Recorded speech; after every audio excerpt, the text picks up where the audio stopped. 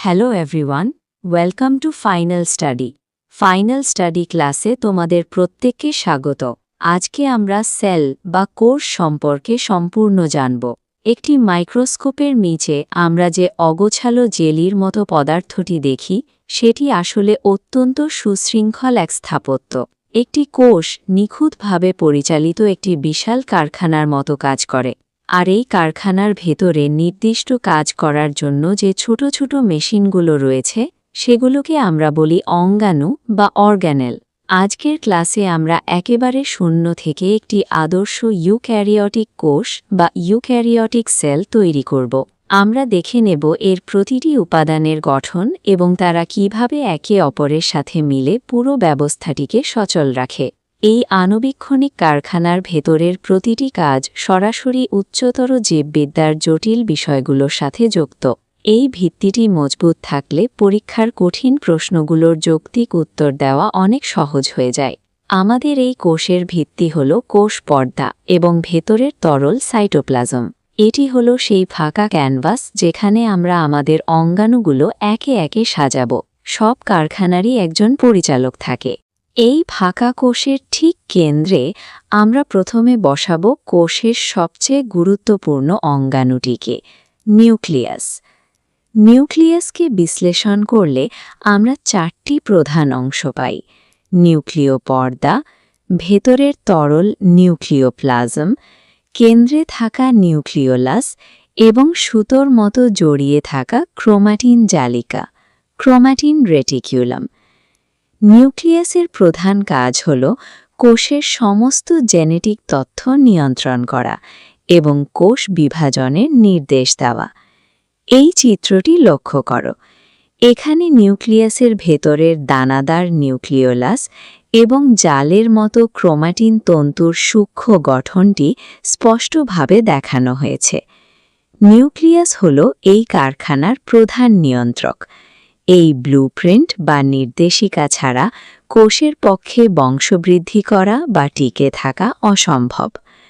কারখানা সচল রাখতে শক্তির প্রয়োজন। কোষের এই শক্তির যোগান দেয় মাইটোকন্ড্রিয়া।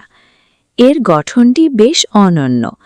এটি একটি দ্বি-স্তর বিশিষ্ট পর্দা দিয়ে ঘেরা, যার ভেতরের পর্দাটি আঙুলের মতো ভাঁজ হয়ে থাকে। এই ভাঁজগুলোকে বলা হয় ক্রিস্টি।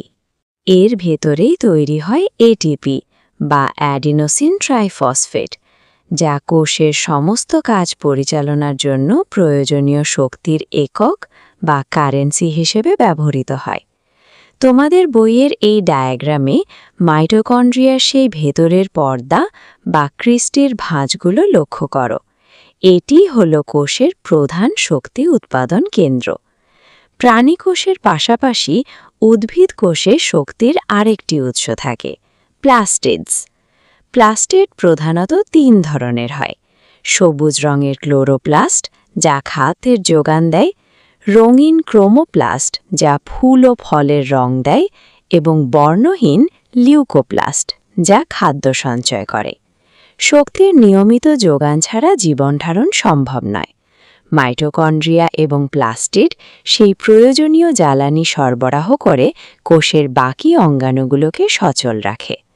শক্তির যোগান নিশ্চিত হওয়ার পর এবার উপাদানের উৎপাদনের পালা। নিউক্লিয়াসকে ঘিরে থাকা এই জালের মতো অংশটি হল এন্ডোপ্লাজমিক রেটিকুলাম বা ইআর। এর দুটি রূপ আছে। রাইবোজোম লেগে থাকা দানাদার অংশটি হল অমসৃণ ইআর, যা প্রোটিন তৈরি করে, আর রাইবোজোমহীন মসৃণ অংশটি লিপিড সংশ্লেষের কাজ করে। এই ডায়াগ্রামটিতে লক্ষ্য করো। এখানে দানাদার রাইবোজোমযুক্ত অমসৃণ অংশ এবং নলাকার মসৃণ অংশের পার্থক্যটি স্পষ্টভাবে চিহ্নিত করা হয়েছে। তৈরি হওয়া উপাদানগুলো প্যাক করার কাজ করে গলগি বডিজ। এগুলো মূলত মসৃণ ইআর থেকেই তৈরি হয়। গলগি বডি প্রোটিন ও অন্যান্য পদার্থকে ছোট ছোট ভ্যাসিকল বা থলির ভেতরে প্যাক করে কোষের ভেতরে বা বাইরে বিতরণের জন্য প্রস্তুত করে। এই চ্যাপ্টারটি এবং অন্যান্য বিষয়গুলি আরও বিস্তারিতভাবে প্রস্তুতি নেওয়ার জন্য তোমরা আমাদের সাথে যোগাযোগ করো। আমাদের সাথে যুক্ত হতে 8207092579 এই নম্বরে হোয়াটসঅ্যাপ করো। এন্ডোপ্লাজমিক রেটিকুলাম এবং গলগি বডি মিলে কোষের একটি অবিচ্ছেদ্য সাপ্লাই চেইন তৈরি করে, যা নিউক্লিয়াসের দেওয়া নির্দেশকে ভৌত উপাদানে রূপান্তরিত করে সারা কোষে ছড়িয়ে দেয়। কারখানার বর্জ্য অপসারণের জন্য আমাদের প্রয়োজন লাইসোজোম। লাইসোজোমের ভেতরে থাকা শক্তিশালী পরিপাককারী উৎসেচক কোষের ক্ষতিকারক বর্জ্য ধ্বংস করে। কোনো কারণে পুরো কোষটি ক্ষতিগ্রস্ত হলে এরা সম্পূর্ণ কোষটিকেই হজম করে ফেলে, তাই একে আত্মঘাতী থলি বা সুইসাইড ব্যাগ বলা হয়। বইয়ের এই চিত্রটিতে লাইসোজোমের গঠনটি দেখো। এর আবরণের ভেতরে থাকা এই এনজাইমগুলোই কোষের পরিচ্ছন্নতা বজায় রাখে। জল এবং বিভিন্ন পুষ্টি উপাদান জমিয়ে রাখার গুদামঘর হল ম্যাকিউল।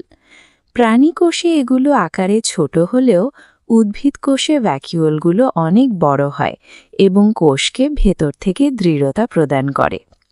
কোষের কারখানায় বিভাজন প্রক্রিয়া সম্পন্ন করতে আমরা সবশেষে যোগ করব সেন্ট্রোজোম।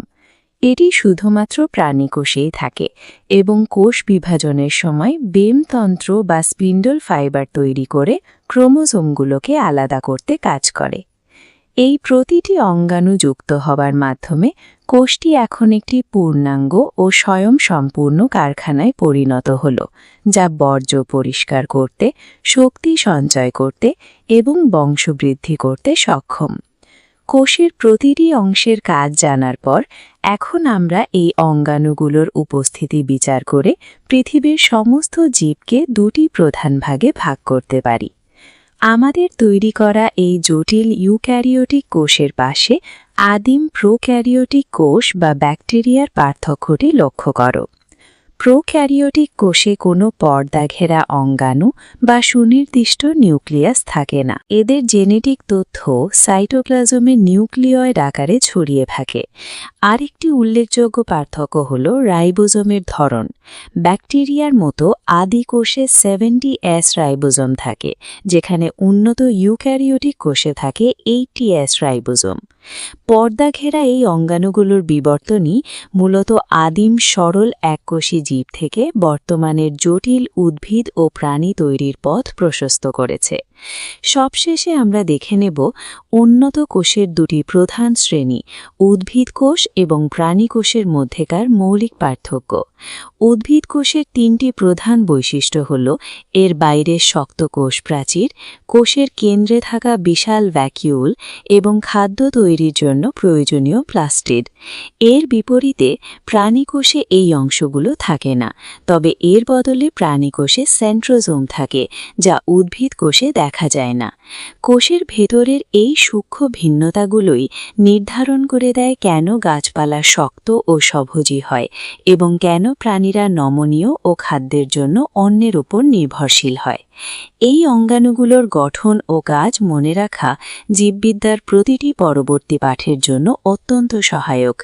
যারা বিস্তৃত প্রস্তুতির কথা ভাবছ, তারা এই নম্বরে যোগাযোগ করো। দেখা হবে পরবর্তী ক্লাসে। ধন্যবাদ।